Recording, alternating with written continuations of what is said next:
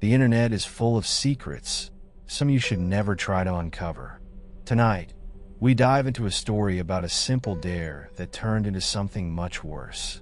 A dark website, a set of strange rules, and a game that refused to end. Darkness is here. Welcome to the Nightfall. It started as a stupid joke. One of those late-night dares when everyone's too tired to think straight, but too wired to sleep. We were at Josh's place, me, Lisa, Brandon, and him, just hanging out, scrolling through videos and talking about nothing. It was almost 2 a.m. The air felt heavy with that weird, restless energy that makes people do dumb things. That's when Josh leaned back in his chair, smirking. "You guys ever been on the dark web?" Brandon snorted. "What? To buy a kidney?" "No thanks." Josh shook his head, opening his laptop. "Nah, I mean the real dark web. The creepy side. I found this site." Lisa groaned. "Josh, if this is another jump scare link, I swear." He turned the screen towards us. It was just a black page with a chat box in the middle. No logo, no name. Just a countdown timer at the top. 4 minutes and 12 seconds, and a blinking cursor below, a single message. "Do you accept the experience?" I frowned. "Experience?" Josh grinned. "It's supposed to be some kind of horror game, but like real. People say it follows you." Lisa rolled her eyes. "Yeah, sure, and Bloody Mary is real too." But I could tell she was nervous. We all were. Even Brandon, who usually laughed at this kind of stuff, was watching the screen a little too closely. The timer kept ticking down. 3 minutes and 27 seconds. Josh clicked his tongue. "Come on, it's probably just some AI chatbot that sends creepy messages." "Harmless." I wasn't so sure. Something about that blinking cursor felt wrong. But then Brandon, because of course he would, leaned in and pressed yes. The screen glitched. Static for a second. Then, a new message. "Welcome. Follow the rules carefully." A list appeared. "You must not close the site until it says session complete. You must not speak to anyone outside your group during the experience. Do not turn off your device, no matter what happens." Lisa laughed nervously. "That's it? Sounds like a bad creepypasta." Josh clicked next. The chat box disappeared, replaced by a live feed, grainy, black and white, like an old security camera. At first it showed nothing, just a dark alley, a single flickering streetlight, and a long, empty road. We waited. Then, something moved, a shadow at the edge of the screen. It was far away, just a smudge in the darkness, but it was moving, slowly, towards the camera. Lisa shifted uncomfortably. "Okay, I don't like this." Josh leaned in. "Probably pre-recorded." Brandon scoffed. "It's a video, man." "It's not." The screen flickered. The shadow was closer now. Much closer. Too close. Lisa sucked in a breath. "Wait. What the hell?" The shadow stopped, right in front of the camera. For the first time, we could see it, kind of, not a person, not really. No features. Just a shape, humanoid, but wrong. Its head tilted, as if looking at us. Then, the screen went black. New text appeared. "The experience has begun." The chat box reappeared. A single message from an unknown sender. "See you soon." The laptop shut itself off. Lisa screamed. "Nope. Nope. I'm done." Brandon laughed, but it was forced. "Okay, that was kind of sick." Josh was already trying to turn the laptop back on. "Dude, it just powered off by itself." I didn't say anything. I was staring at the blank screen, heart pounding, because the moment it went black, I thought I saw something, a reflection, not mine, something behind me. But when I turned around, the room was empty. For now. I didn't sleep that night. None of us did. We tried to shake it off, laugh about it. "It was just a weird sight," Brandon said. "Some hacker messing with people." But something fell off. The moment the laptop shut down, the whole room felt different. like the air had thickened, pressing down on us. Even Josh, who was usually the biggest skeptic, kept glancing at his powered-off screen like he expected it to turn on by itself. Lisa was the first to leave. She didn't even say goodbye, just grabbed her bag and practically ran out the door. Brandon left a little after her, muttering something about just in case as he checked over his shoulder. Josh and I sat in silence for a few minutes. Then, without a word, I left too. When I got home, the feeling didn't go away. I live on the second floor of a small apartment building. Nothing fancy, but I've always liked it, until that night. Because when I pulled into the parking lot, someone was standing across the street. Just standing there. They weren't under a streetlight, so I couldn't see their face. Just a tall, dark outline, perfectly still, facing me, watching. A chill ran down my spine. I tried to ignore it. Maybe it was just some guy waiting for a bus or something. I didn't want to act paranoid over a stupid website. But when I got out of my car and looked again, they were closer. Still across the street, but maybe 5 feet forward. I felt a weird pressure in my chest, like something was warning me not to look away again. I forced myself to turn and walk to my door, my hands shaking as I fumbled with the key. My heart was pounding. I lit one last time. They were gone. I slammed the door shut and locked it. Maybe I was seeing things. Maybe it was just some drunk guy wandering home. But I barely slept that night, and when I did, I had nightmares. A dark shape standing at the foot of my bed, watching, not moving, not breathing, just there. I jolted awake at 3 a.m., drenched in sweat. My phone buzzed on my nightstand. A text from an unknown number. "You were seen." I nearly dropped the phone. My whole body was ice cold. I called Josh. He picked up immediately. "You too?" he asked, voice tight. My stomach turned. "What do you mean, me too?" He let out a slow breath. My computer turned on by itself. The site's still open. It says, "Session is not complete." I swallowed hard. "Close it." I did. It keeps coming back. A beep. A new message on my phone. "Session is not complete." I heard Josh inhale sharply. "Alex, I just got the same text." A loud thud from my window made me flinch. I turned slowly. Something was outside. I couldn't see it, but I felt it. I whispered, "Josh, I think something's here." Silence on the other end of the call. Then, "I think it's in my house too." I pulled my curtains shut, my hands trembling. "Lisa and Brandon. We need to check on them." Josh agreed. But by the time we reached Brandon's house, it was already too late. He was gone. Brandon's house was dark when we got there. No lights, no movement. We knocked, called his phone, nothing. Then we noticed the front door was unlocked. Josh shot me a look. "Do we go in?" I hesitated. Every instinct screamed no, but something was wrong. I pushed the door open. The house was empty. Not just empty like he wasn't home. Empty like he had never lived there. No furniture. No pictures. No shoes by the door. Just blank walls and dust-covered floors. My chest tightened. "Josh, we were just here yesterday." His breathing was shaky. "Yeah." We stepped inside, our footsteps echoing. And then, on the floor in the middle of the room, Brandon's phone. Josh bent down, hesitating before picking it up. The screen was still on, open to the dark web chat. A single message stared back at us. "One down. 3 remain." Josh dropped the phone like it burned him. "What the hell is this?" I backed towards the door. "We need to leave. Now." A faint sound echoed from the hallway. A slow, rhythmic tapping, like fingers drumming on wood. It was coming from Brandon's room. Josh looked at me, his face pale. "No, not doing this." We ran. We didn't look back. But just as we reached the car, my phone buzzed. Another text. 2 remain. My hands were ice cold. "Wait. No. That's wrong." Josh turned to me, frowning. "What?" I showed him the screen. "It should say 3 remain. We're both still here. Josh stared at the phone, then at me. His expression slowly darkened. Lisa.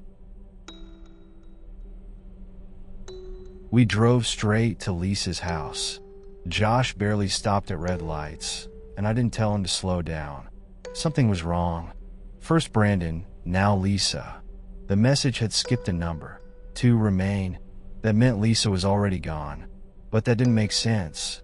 We hadn't even checked yet. I tried calling her. Straight to voicemail. Texted. No reply.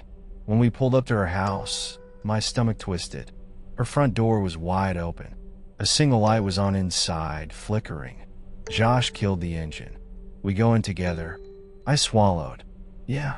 We stepped out, the air thick and still. It was dead silent. No cars. No wind. Like the whole street was holding its breath. I hesitated at the doorway. Lisa. No answer. Josh nudged my shoulder. Look. Her phone was lying on the floor just inside. Screen still on. Same chat window. Same site. A new message. 2 remain. Josh's hands curled into fists. This isn't happening. I didn't know what to say. Lisa's house was wrong. The walls looked faded, almost stretched, like a bad painting. The furniture was all in place, but off. The TV faced the wrong way. The dining chairs were upside down. And then there was the mirror. A huge one, hanging in the hallway. I wasn't sure if it had always been there, but I knew something wasn't right. Because when we passed by, our reflections didn't move. I stopped dead. Josh saw it too. His breath hitched. Oh, hell no. The reflections just stood there, staring at us. Then slowly they smiled. Neither of us had moved, but in the mirror, we were grinning. Wide. Too wide. Josh grabbed my arm. We need to go. I didn't argue. We backed toward the door, never taking our eyes off the mirror. The reflections just kept smiling, their heads tilting in slow, jerky motions. I could feel something behind me, watching. We reached the front door, and it slammed shut. The lights went out. Josh swore, fumbling for his phone flashlight. Then we heard it, a whisper, right in my ear. Session is not complete. I spun, heart hammering. Nothing. Then I heard Josh sucking a breath. Alex, look. My eyes adjusted. Lisa was standing at the end of the hallway. But not really. Her body was rigid. Her head tilted at an unnatural angle. Her eyes, God. Her eyes. They were all wrong. Too dark. Too empty. Her mouth opened, but the sound came a second later, like a delayed recording. You told.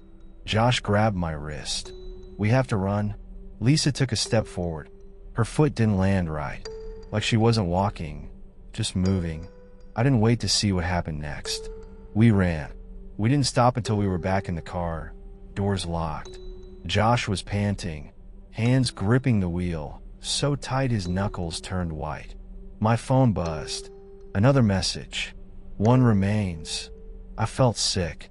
Josh's voice was hoarse. She's not gone. I didn't know if he meant Lisa or himself. Because when I looked at him, for just a split second, his reflection in the car window didn't match. I said nothing. We drove in silence. But deep down, I already knew. I was next.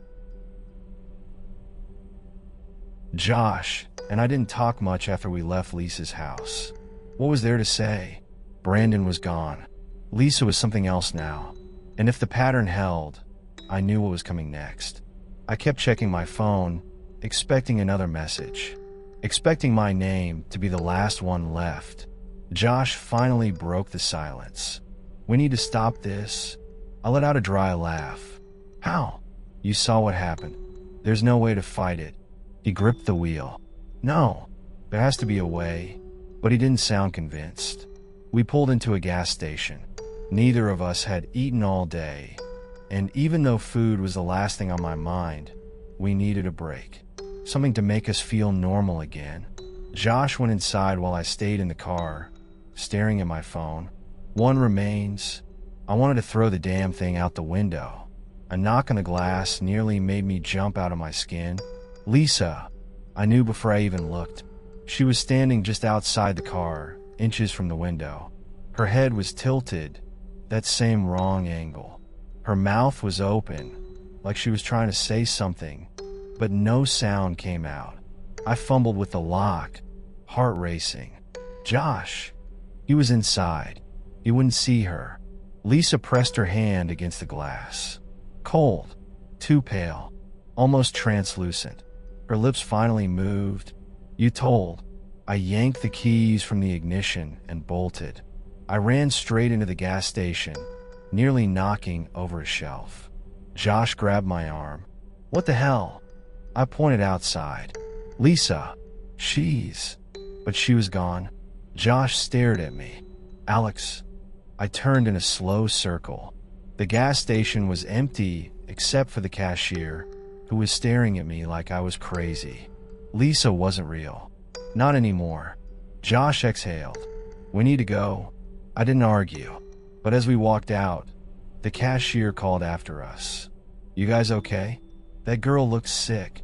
I froze. I turned back. What? The guy shrugged. The girl you were talking to outside. Looked like she had the flu or something. Josh and I locked eyes. Lisa had been there. We left fast. We ended up back at Josh's house. We needed answers. We needed to stop this before it was too late. Josh reopened his laptop. The site was still there, even though he had never reopened it. The chat box was blank, except for one blinking cursor. Then, new text appeared. Do you want to end the session? Josh's hand hovered over the mouse. This is it. I swallowed. Click it. He did. The button flickered like static, but nothing happened. Then, the site changed. A live feed appeared. It wasn't an alley this time. It was my apartment. The camera was inside my bedroom.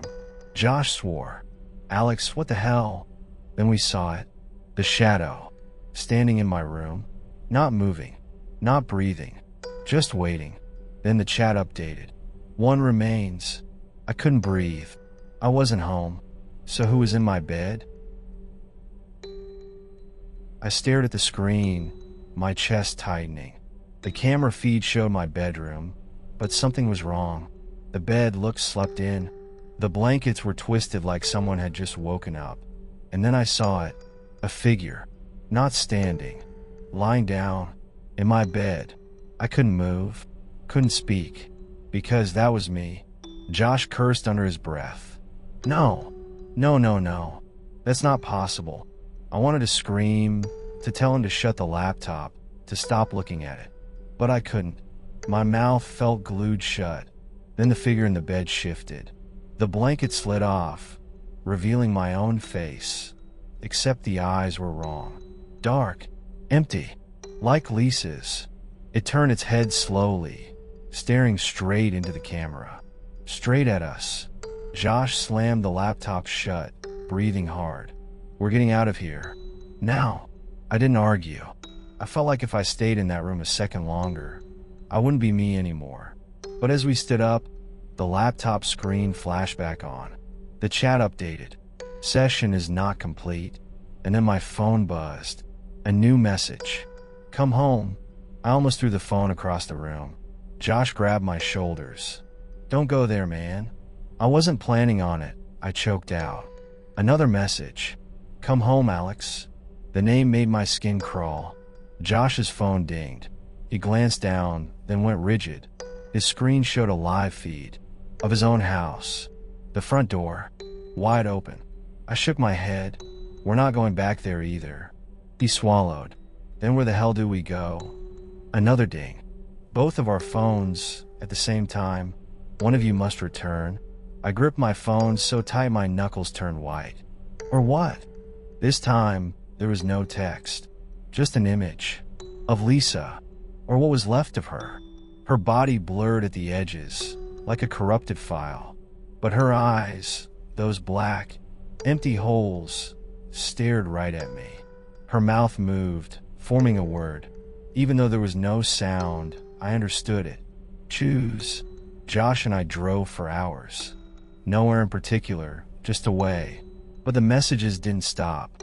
They weren't just from the chat anymore. They came through my email, my bank notifications, even random apps I hadn't opened in years. Everywhere I looked, the same words. Session is not complete. Come home. One remains. My hands shook as I gripped the steering wheel. We can't run from this. Josh rubbed his face, looking exhausted. Then what do we do? I hesitated. Maybe we have to finish it. Josh gave me a sharp look. Finish what? The site. The session. There has to be an ending. He scoffed. Yeah? And how do we end something we don't even understand? I didn't have an answer, but I had a feeling we were out of time, because when I looked in the rearview mirror, there was someone in the back seat. I slammed the brakes. Josh lurched forward, hitting the dashboard with a grunt. Dude, what the hell? I didn't answer, because there was something in the back seat. I saw it, just for a second, in the rearview mirror. A dark shape, still, watching, but when I turned around, nothing. The back seat was empty. Josh followed my gaze, breathing hard. What did you see? I swallowed. My mouth felt dry. It was there. I swear it was. My phone buzzed. Josh's did too. We both hesitated before looking. Choose. That single word. Again. Josh exhaled sharply, gripping his forehead. Man, I don't know how much more of this I can take. I didn't either. I checked the time. 3:03 a.m. I had the strangest feeling, like something was closing in, squeezing the air out of the world. Then, another text. Josh's voice was tight. I don't want to look. I forced myself to read it. Time is up. A low static filled the car. It wasn't from the radio. It was inside my head. Then, the lights flickered. The street lamps, the dashboard, even the moonlight. It all glitched. Like the whole world had just skipped a frame. And suddenly, Josh wasn't in the car anymore. The seat was empty. The door was still shut. No sound, no movement. He was just gone. I sucked in a sharp breath. Josh! Silence. I turned, my hands shaking. The chat was still open on my phone. A new message appeared. Session complete. The air felt thick, suffocating. I couldn't breathe. I checked the rearview mirror again. This time, my reflection didn't move. It just smiled. The screen of my phone flickered. The final message appeared. Would you like to invite someone new? I stared. A single button appeared. Yes. And before I could stop myself, my finger moved. Click. The screen went black. Somewhere in some other place, a new session had begun, and I wasn't me anymore. Some games never really end. Some choices can't be undone. And sometimes, the internet takes more than it gives. If you have a terrifying story, something real, something unexplainable, send it to us. Our email is in the description, and we'll share the best ones in the next videos. But remember, once you send it, there's no turning back.